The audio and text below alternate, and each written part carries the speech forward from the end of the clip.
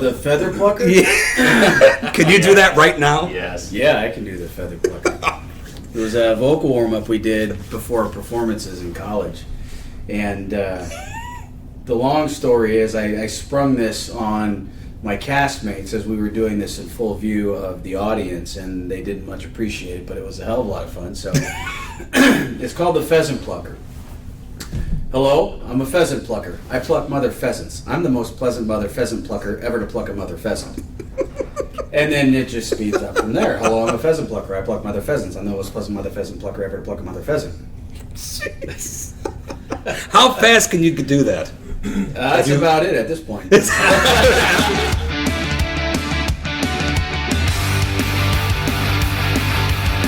Welcome to Business Over Beer, where entrepreneurs, small business owners, and people passionate about what they do bring us their favorite stories and their favorite beer.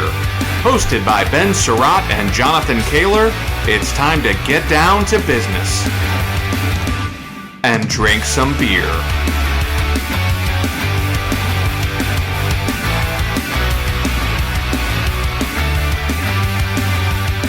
Hey everybody, welcome to the Business Over Beer podcast. I'm your co-host, Ben Surratt. Alongside me, as always, is Jonathan Kaler. Hey Jonathan, happy Friday. Oh, happy Friday, Ben. It is no better time to drink beer than a Friday night. Especially in the summer. It's still light out. Right? It's beautiful. Loving it. And the summer finally actually came to the Pacific Northwest. They did. Big time. So for all of you who are not in the Pacific Northwest, I'm really sorry that you're dealing with the humidity. We are not. Who do we have next? I'm sorry to interrupt you, but I got to get this guy out of the way. Oh yeah, I forgot. Who is next to you? Well, as always, our Andy Richter, our Ed McMahon.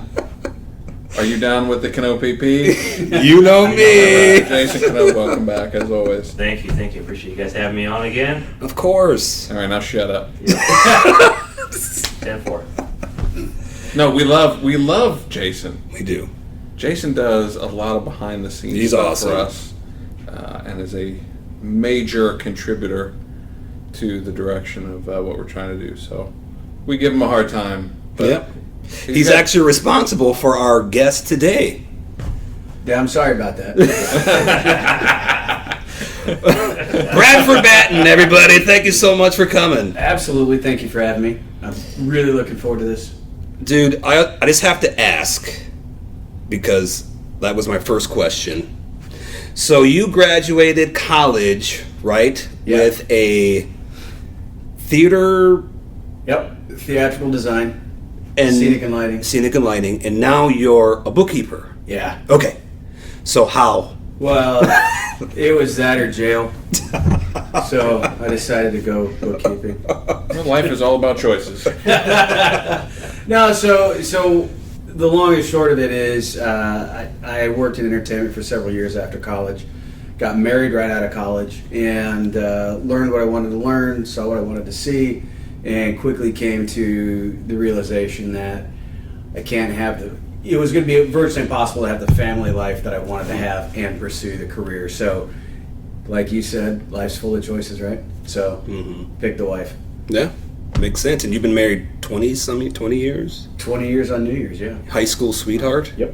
That is awesome, man. How did you make that work? I mean, how do you? What's your secret for all the youngsters out there who are?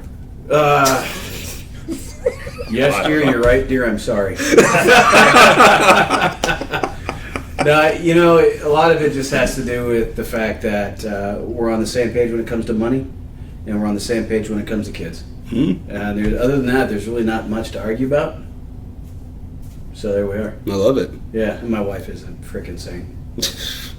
Most of our wives are. Yes, absolutely. Well, hey, we brought you here to get into your business, but we also brought you here to drink beer. Yes. Absolutely. So I heard a rumor that you brought your favorite beer. Oh, yes. So Did let's you see really? it. Yeah, What'd you bring? on one condition, Oh. that we all judge very hard on my favorite choice, and it's my favorite for a number of reasons, and I'm not even joking. Like I said, Oh, I my apologize goodness. in advance.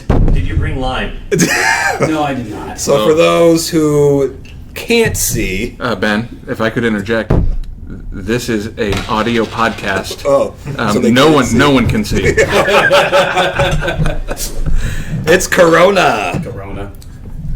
Well, it's a classic. It is a classic. It is. La cerveza más It's summer, Absolutely. so it fits in with that. Yeah, it was Ooh, really. yeah, it it was, smells like Corona. It's like Corona. Oh, right on the nose. Right It's that little extra. It is. It's that little extra. So, Cheers. Cheers. All right. This was the first beer that I found I actually liked in college, although I'm not entirely sure it's really a beer, but there we are.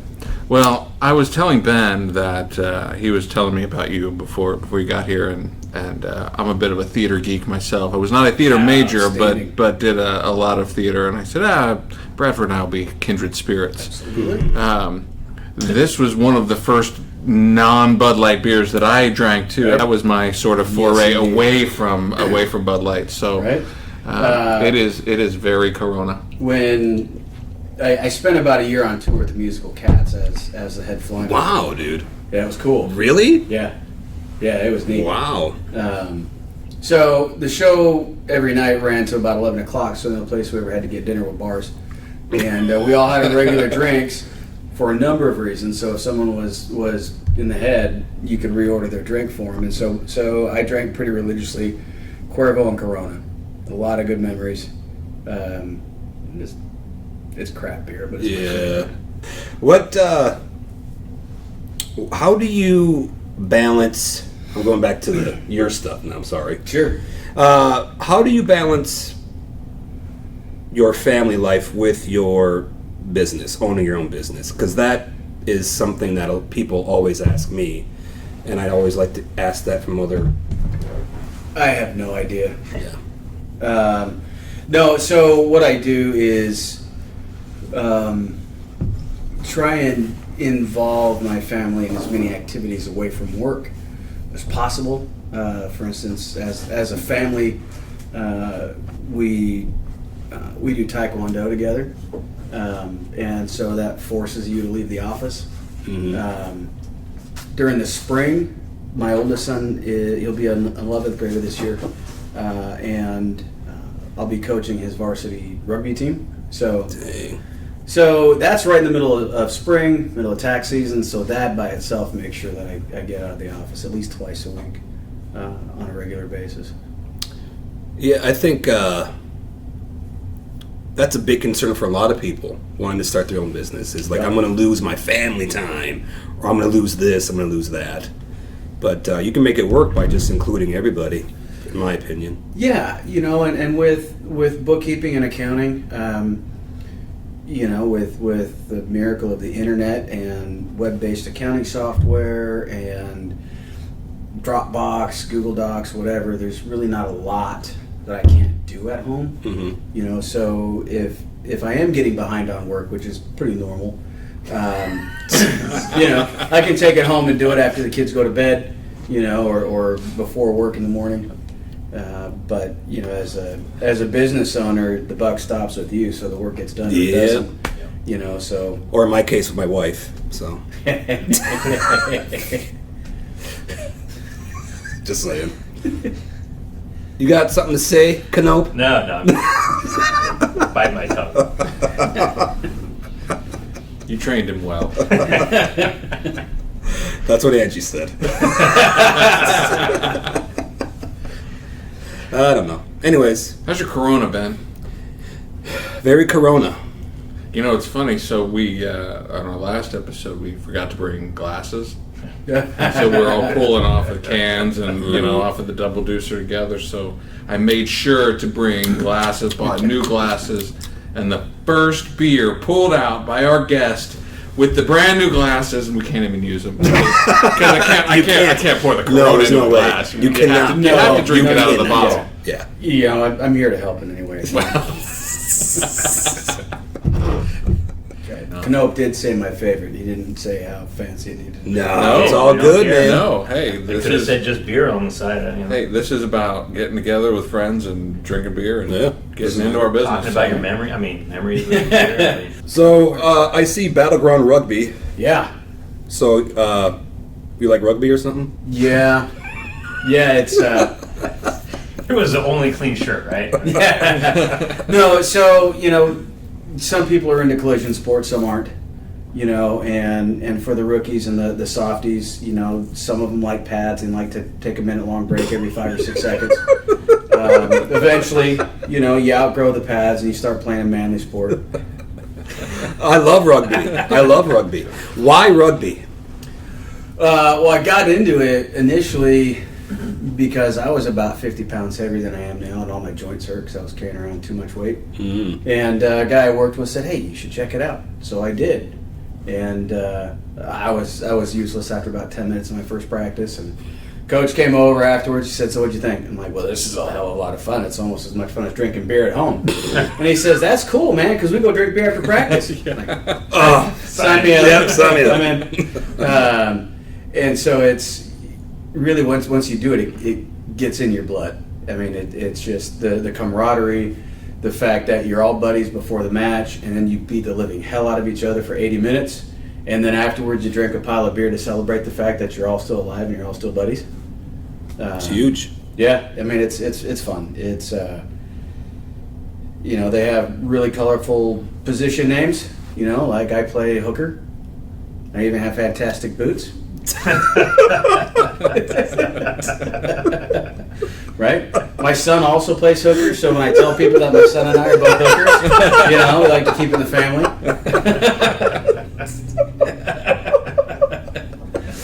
Oh, that is awesome, dude. That is gold. That is gold. So so when my son was my oldest son, when he was about 6, he would start coming out to practices with me, and the guys would throw him the ball and let him participate as long as he weren't tackling, and the rest is history. Like I said, he's 16 and he's been playing rugby since 4th grade. Wow. Yeah.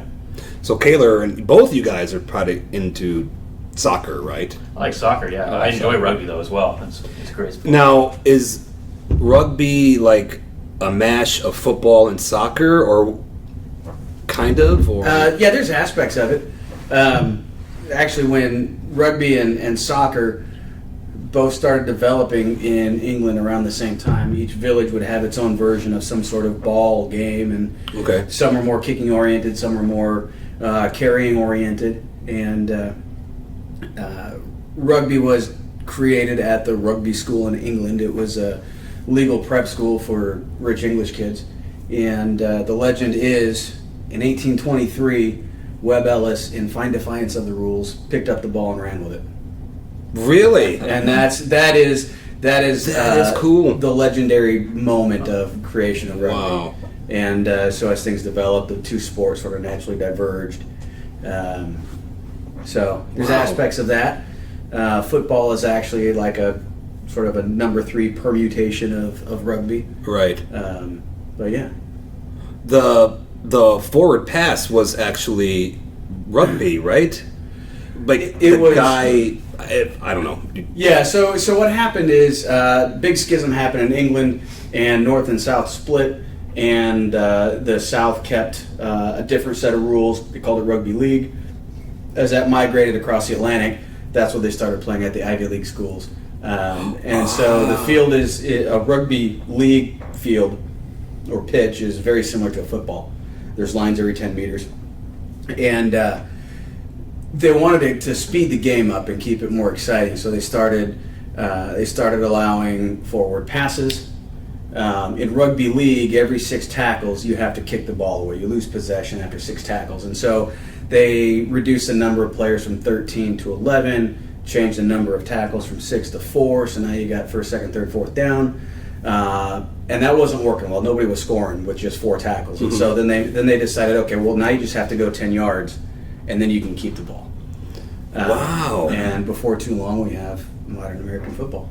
I've always wanted to ask somebody, in a scrum, are you guys like talking crap and talking shit to each other, or is it more like relentlessly? Absolutely. like get the like? Yeah, and if you're quick enough as you're scrumming down, and if you're quick enough, you can untie a dude's shoes, and that'll piss him off. No real quick. way. Yeah. I'm sure there's a number of ways in a scrum to piss somebody off. Oh yeah. Princess, you call somebody princess. There's a lot of rules about scrumming, and the position I play, I'm right in the front row of the scrum, right in the middle. Sorry, what was that position again? The hooker. Right? What is your son? Right in the He's also a hooker. So my job in the scrum is to hook the ball back with my foot back to the rest of my team. Hence the name, right?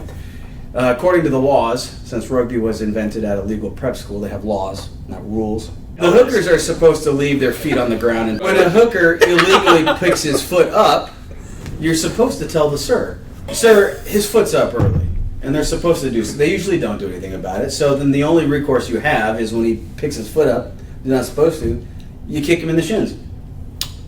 Yeah. Yeah. You just got to be ready to get kicked back because nobody's going to take that. So Yeah. Jeez. yeah, couple of shots to the shins, they'll keep their feet down.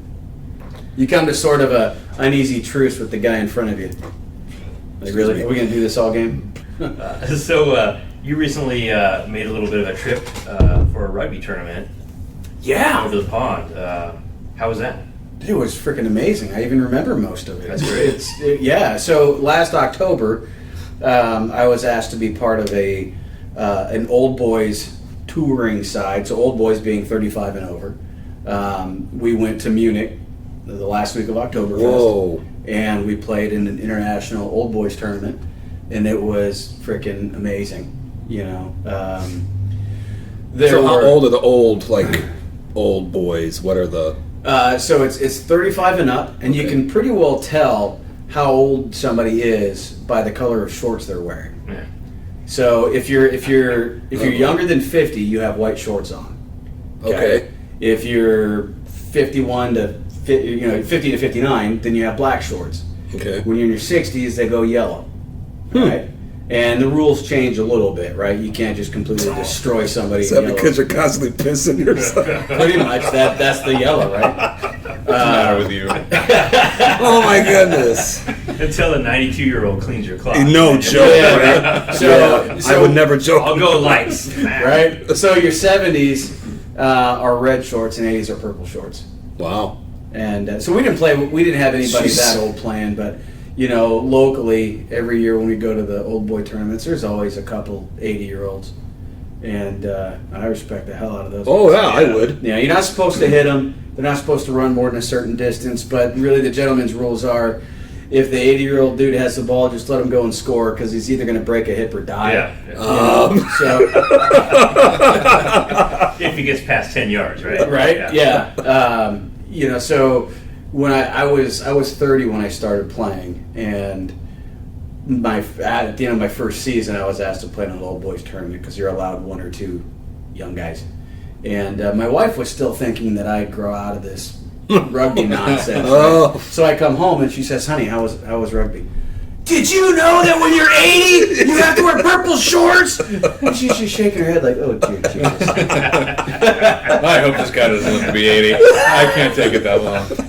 But yeah, we played an Italian team for our first match, which was an absolute hoot. They're everything you'd expect an Italian to be. Yeah. In the best possible way, Yeah, right? They started out the match yelling at us, and when we looked at them like, "What the hell's your problem?" Uh-huh. They started yelling at the sir, and they started yelling at each other for yelling at the sir. Oh, my goodness. It was fantastic. That's awesome. Right? How long were you gone for? 10 days. Wow. Yeah, so the tournament was 2 days, and then we spent the rest going to see the site. Well, it was Oktoberfest. Yeah. Yeah. Oh man, I'll tell you what. So the Munich Rugby Club is the club that hosted this whole thing, and they had reservations for 18 tables at the Lowenbrow tent on the last day. So we showed up at 9 o'clock, and there's a couple of hundred rugby players there drinking liters of beer. Oh man, it was fantastic. Lederhosen everywhere. Yeah, absolutely. Yeah. It was the first thing I did when I got there. I went and bought Lederhosen. Oh, that'd be Yeah. awesome. So we were there all day Sunday. And when you have those moments when you've put down a few too many and you think, "Oh my God, did I spend all of my money? Yeah. I had that moment. Yeah. I woke up in the hotel, I'm like, oh God, I hope I didn't spend everything I have. So I'm digging through my Lederhosen and I'm counting and geez, I didn't spend any money. I'm pretty sure I owe somebody a whole lot of money. That's somebody else's money. Yeah, I mean, you have literally 1.5 billion people in a tent, and the beer servers come by and you tell them how many liters you want. They bring it, and money flows down to the end. I don't know how. Really? It was amazing. Yeah, yeah, I love that. yeah. So they had music. They had bands playing, music playing. About every third song was John Denver or Bon Jovi or Bruce Springsteen. Really confused me. Yeah. I'm on a German holiday and I can sing all the songs, and not because my German's that great. That's awesome. I think it's beer time. Beer time. So, is it Oh, mystery boy. beer? Is it Angie's mystery Angie's beer? mystery beer. So, Bradford, if you don't know, every show, Angie picks out a mystery beer for me, and I can't look at it, and I have to bring it out Okay. to share with everybody. Now, full disclosure, I think I know what it is, because I think I was there when she did it. That's all right. Yeah, but, We don't say anything. okay. Yeah, we'll cut that out of the... Oh, it's in a crowler. I can already see it's in a crowler. Yes, it is a crawler. Okay. All right, Bradford's got it. Into the bag. Oh. Sick and Twisted. That is not what I Let's Get thought it Lost. was. Outstanding. Black Hills, South Dakota. Oh, Nice. wait a minute. Sick and Twisted. So it's a mystery beer from your latest epic adventure across the country. Yeah, this place was awesome too. This is Naughty Redhead, Imperial Red Ale. Wow. Hoorah. So we've got hookers and Naughty Redheads. Yes! I knew this was going to be great. A show for the ages. It's gonna be awesome. That's right. So Ben, while you're opening that up, Yeah. last week, remember last week's mystery beer? It was the New Holland Dragon's Milk, Oh, and we had some discussion around whether dragons had teats. Oh Why? my goodness. That's I think I right. need to- Well, I so think I- I need to revisit I was curious as to the story of Dragon's Milk. I had to figure out why they called it Dragon's Milk. So I found out that Dragon's Milk is actually from medieval times, and the knight's reward during medieval times for slaying a dragon was the treasured milk of the dragon. Ooh. And it's actually still a term used today in England to describe the finest liquid in the house. So, of course, New Holland believes this is the finest liquid in their house that they're sharing with us. Is there So- any description of how they milk the dragon? There is a carefully. video. They slay the dragon. There is a video Is there a YouTube channel on how they brew this beer, so that might be part of it. I didn't All right, there we watch go. it. But Do you want a little bit more? what's interesting though Thank you. is the Dragon's Milk is actually turned into a whole series. They have the bourbon barrel aged stout that we had. They've also got they've also got a white, a reserve, and a triple mash version. So it's a whole series Really? of Dragon's Milk. So, and what's also interesting is dragonsmilk.com is its own website. And part of what they did on their website is they want to find dragons, legends, and tell stories. And it really connected with me because that's kind of what we're trying to do, right? It's over beer. Yeah. We're trying to, understand people's business and, Yeah. and be with friends. And so they've got different stories and videos of people who are trying to give back to the community. This one woman who actually, she's a breast cancer survivor who joined a Dragon's Boat team. Oh, man. And so she's a true Those dragon. are, like, legit. And so she survived breast cancer, and she's giving back to veterans and to That's oncology cool, units man. and things. So it was really cool for people like me who like inspirational stuff. Yeah. In a world filled with Yeah. shit Mhm. a lot of times, it was kind of cool to come across because I might not have normally. So Yeah. anyway, cheers to New Holland Brewing. Cheers to the Yeah. Dragon Milk. And cheers to you guys. Cheers to Naughty Redheads. Naughty Redheads. Yes. So speaking of dragons, that is the mascot Say of Naughty Redheads. it is the mascot of the Welsh Rugby Union, so their international team. And there's a program that one of their coaches way back when started called School of Hard Knocks. And what they do is they took young at-risk men and taught them how to be men, how to be productive, how to be responsible, get jobs, and they did it through rugby. And there's this amazing speech. There's this amazing speech before their first match that the coach gives about the butterflies in your stomach. You know, right now you've got butterflies in your stomach, but when you run out on that pitch, they turn into dragons. Wow. That's awesome. It's one of those speeches. My goodness. You can't understand half the things he says because his accent is so thick, but you're pretty sure you want to go destroy something. I mean, it's intense, and I'll find that link and send it to you. It's pretty amazing. That's Man, really that's cool. awesome. Man, The dragons connections of things. Yes, dragons all over. So what do you guys think of the sick, twisted, naughty redhead? My goodness. You're not a Red It's fan? not for me. No, it's not that It's just like, I mean, I don't know. I don't prefer this beer. Why It's not? very malty. Why not? Yeah. I don't like the flatness of it. I like it a little more bite to it, Yeah. fizziness to it, the beer. It just kind of tastes stale to me. It's very viscous. That's a nice Very- word, dude. That's a good word. I actually like it. I think the flavors are good. I mean, it Yeah. is a red. Yeah, it's a malty. Yeah. I appreciate that Angie, she scrubbed off the marker, so we have no idea how big it is. But I believe the word Imperial is in there somewhere. So Somewhere in Probably the 10% 8. range. Yeah, 8, 10. it's definitely big. Your wife likes. Does she drink the big beers, or does she just buy Yes, the big that's what beers she does. and then give them to Because you? she's like, why have 50 of them when I can have one and Well, be done? That's one way to go. She loves her beer. Yeah, well, But the color is beautiful. I mean, it's a. it is gorgeous. I mean, It is it's almost a naughty it's redhead. almost a burgundy. Yeah. It's a beautiful beer. If you like big Imperial malty reds. It does have this signature kind of sweetness to it. Yeah, if you don't like reds, you won't like this. But Yeah. if you If you don't like, like- yeah. but if you like reds, you will. My wife would love this beer. I love reds. I do. That's why that's why she got it. Because I even said something, I think, like I like it. That was a very unique brewery. I mean, the name's Sick and Twisted, obviously, but their names are pretty funny. Anyways, back to Bradford. So how do you, I mean, you're a very charismatic dude. Did you find that being in theater helped you a little bit more with your own business and starting it and meeting with people? And Yes.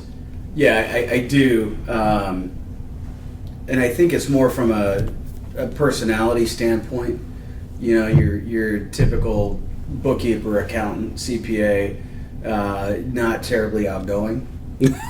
You know, they like to sit at their computer and do math. yeah, Math sucks. yeah. Can't stand math. But it does help in that it gives me. I'm able to be more comfortable when I'm talking with people that I don't particularly know, interviewing a potential new client. The outgoing personality is definitely very helpful, especially when we're dealing with creative type businesses, restaurant owners, artists, that kind of thing. So, so yeah, and having that the creative side going as well as the analytical side,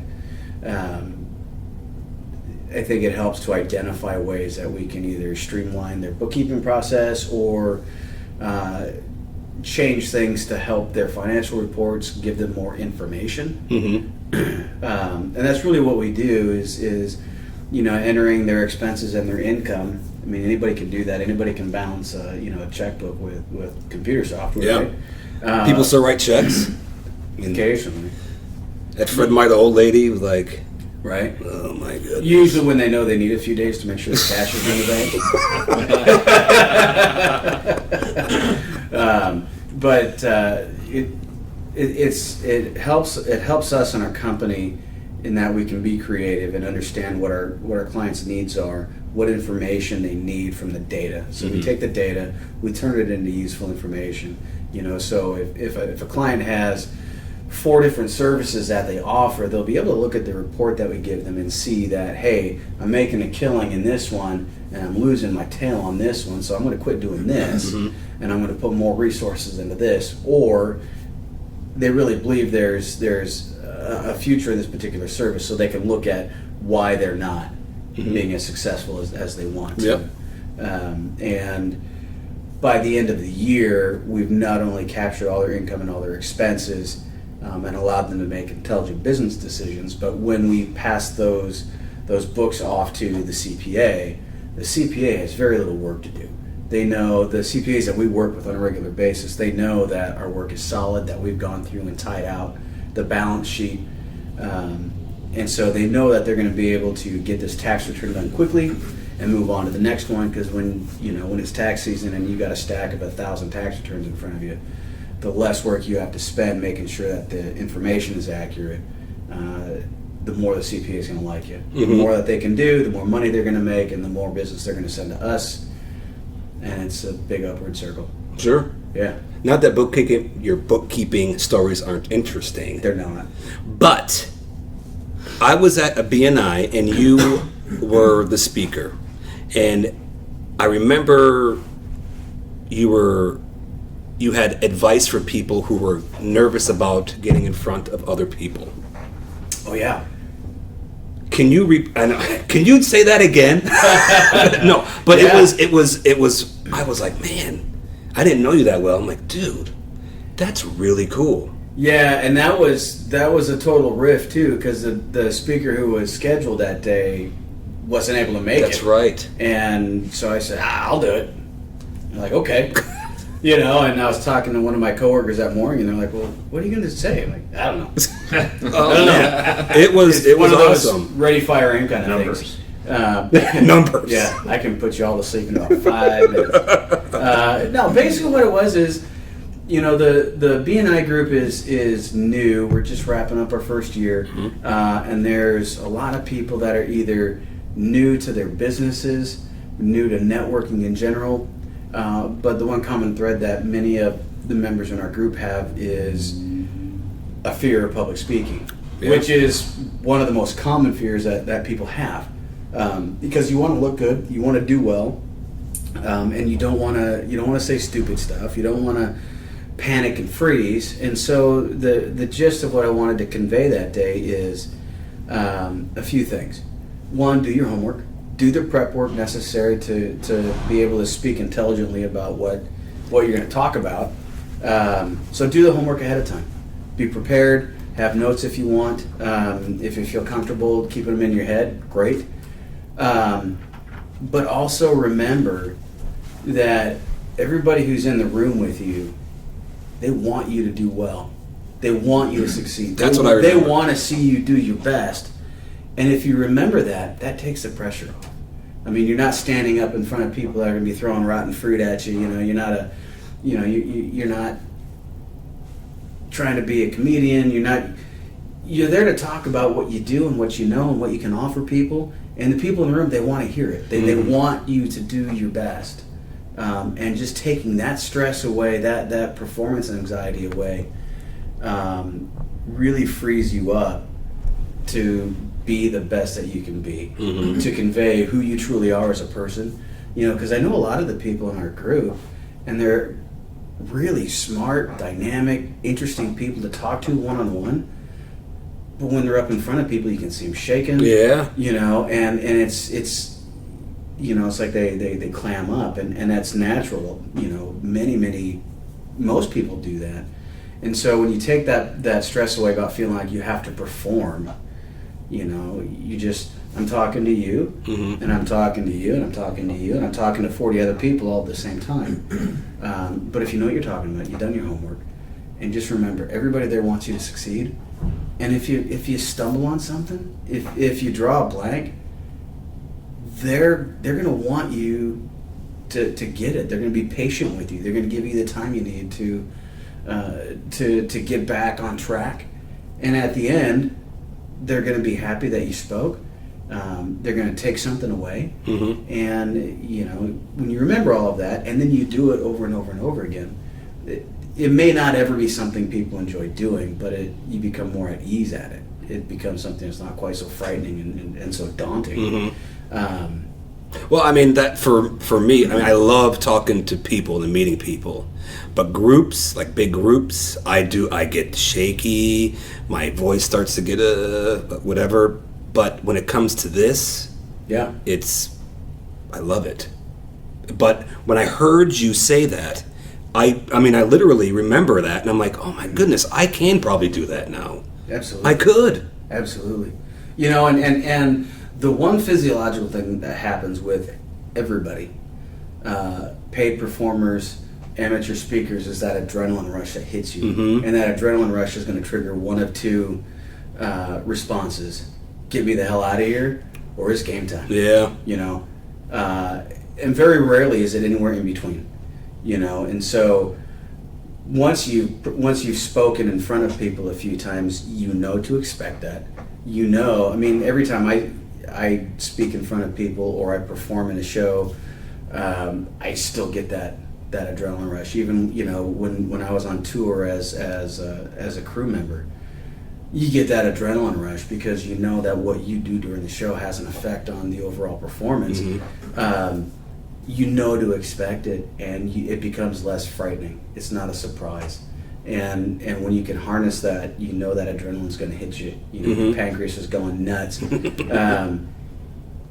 can become quite fun. Yeah. It can become quite fun. You're worried about, am I going to, screw up this, or I'm going to jump past this point to this point, or, I could tell you about a million horror stories about, performing live and having someone lose 3 pages of dialogue, and you got to figure out what the hell, how do we get this back on track and get to the end of the scene so we can leave the stage and I can beat the hell out of whoever it is. It's just right, yeah. Forgot to think that's everyone's fear, though. I think that's everyone's fear when they're presenting in front of somebody or in front of a group is, what happens if I stumble? What happens if I drop 5 of my cards that I'm reading off of or that I'm using to organize my thoughts, and I have to figure out where I'm going to pick up at. Sure. Where do I pick up at? Usually that's where that's the fear. At least for me, it is that when you get up in front of somebody, that I'm going to lose where I'm at or my train of thought, and I'm going to skip over a bundle of stuff. Yeah. Then what do I do? Well, generally, what works is cussing. Yeah. You drop your notes. Damn it. Shit. And it's going to break the tension right there, right? People It will. laughing, It will. and it's going to give you time You're to right. pick your stuff up and be like, what the hell? Let me organize this shit. Yeah, get your stuff organized. Humor goes a little bit of humor goes a long way. Mm-hmm. Did you ever get stage fright or anything like that, Jonathan? Not at all. From the time I was a little kid, I loved it. I was the MC when our principal retired. They asked me in 4th grade to interview at the school assembly. In 6th grade, I was the MC for the Christmas show. I love it. I love being on stage. I love speaking. I love performing. And always have. So, and that took its form in acting for a long time, in the theater. And and as a professional, being a speaker and doing a lot of things that you talked about, I love that adrenaline rush. I love going in front of people and and conveying ideas. I mean, I love it, but it always amazes me, people who are so good, especially like you, Ben, who are so good in that one-on-one, to hear you. I have a hard time imagining you getting nervous. Everybody says that in front of a big group. But everybody says that, but man, no, yeah. I'm probably the opposite. I'm probably better up on stage than I am in a small group because I'm kind of an introvert, and so aren't most performers introvert? A lot of them are. I'm a unique person. You. Insert, That's the whole conversation. insert some derogatory adjective. I think Ben and I already inserted. Yeah. Dirty redhead. Dirty redheads and hookers. Wow. Well, the interesting thing is when you're performing on stage, whether it's in a play or you're in a concert, you can't see anything. You cannot see anything past the front of the stage, maybe the first couple of rows. And so it's very easy for that situation to become very intimate and for you to tune out what's going on there while at the same time feeding back, I was going to feeding get to off that. of their energy. Because I did musicals, I did plays and all that stuff, and I didn't have stage fright. But getting, like in the BNI, when I visited, I get nervous because I know everybody is looking at me. Yeah, maybe that's the thing. You do well though. I've the times that you've been there, I've had you've always spoke well. I don't think there's. But it's different, it's different speaking well. It's different as an audience versus the speaker. And so I think I'm interested to hear more about you as the speaker because you have a different perspective. Mm-hmm. I would say 90% of the talks that I would see as an audience member are good. Some are great. Mm-hmm. Some are less good than others, but by and large, people get up and they get through. And sometimes they get nervous and they do that breathy talk, and it's like, well, they're really nervous, and and I kind of chuckle under my breath, and I'm like, you know what, it's fine. But I don't know that I've ever noticed. I can't remember the last time I saw somebody who just really had stage fright and like, I can't even continue. I'm out of here. Yeah. Right. Most people find their way through it, and us as audience members. But I'm interested to hear about what goes on and what is your perspective? What goes on in your body and your mind? I think the difference is that I have lines. I know what to say. There is a tempo, and you've gone over it over and over and over again. And if you don't know it by opening night, I mean, come on. What's the deal? Right. So, but when it comes to talking in front of, more than 7 people, I can start getting trembly. I know that everybody's looking at me, and I have to trust what I'm saying is going to be okay. That's the difference, I guess. I got to trust what I'm saying is going to be relevant to the current situation. Well, and if you remember that, in a networking event in particular, like BNI, everyone else is just as uncomfortable speaking in front of people as you are, right? Yeah. So they're going to give you miles of grace. That's why I loved what you said, and that's why I remember that. Like, I took that to heart, dude. I'm serious. And it helped me later when I had to do another, stand up and speak and tell me what you're whatever. It helped. Well, thank you. Yeah, I'm serious. A little bit. Ben, Yeah, the time is now. it is. The final question. The final question. Should we crack another beer first, or? Oh, yeah. All right. Let's have a beer for the final question. All right, so Hefeweizen, IPA, pale, or Scottish ale? IPA. So this is from Montana, What part of Montana? Helena. Okay. It's from Bozeman, it'd be all Are right. these from your travels? Yeah. Nice. Are we starting with that one? Ooh. Cheers, everybody. Cheers. Yeah, see? Already, too bitter for me. See, I like That's it. the IPA. I like it too, yeah. I like it. Do you? Yeah. What do you think? I went through a phase for quite a few years where if you just rinsed off hops and smashed them together, that'd be rad. Mm-hmm. Kind of a Pilsner guy at the moment, but Mine as well. as far as IPAs go, this is good. See, where I got turned off with IPAs is you had so many microbrews and home brewers and knuckleheads trying to brew up 10 and 12% IPAs and covering up the sweetness with hops. There it is. Yep. Absolutely. So it ended up with hop-flavored toothpaste soup. What is the, where is that from? Helena? What's the brewery again? Lewis and Clark. Brewing. Okay. Mm-hmm. And it's called the what? Tumbleweed IPA. Tumbleweed IPA. I like it. I would actually buy and drink this IPA. I usually wouldn't buy an IPA. So. It's got good aroma. I mean, it smells real floral. Mhm. Nice. I one time tried an actual English IPA. I wanted a hug afterwards and an apology. They make IPAs? Yeah. Huh. That's where it came from, India Pale Ale. So what happened is, in order to get the beer from England You don't know to the this? English I didn't know colonies this. Oh, in, dude, in yeah. India, Yeah. they would put extra hops in it because it has preservative value, keeps it from going bad. Yep. And so they just throw some more hops in it so it would survive the journey, right? Wow. But the traditional, I think it was a Sam Smith IPA. Mm. It was from England, and it was less hoppy than a lot of Northwest Pale Ales are. So I kind of felt lied to. My feelings were hurt. I wanted my $8 back. They said no. So I cried. And then ordered another beer. Yep. And immediately I felt better about myself. Right? All right, Benjamin. Okay, Bradford, if you had a plane ticket to anywhere in the world and you had to leave right now, first class, whatever, where would it be and why?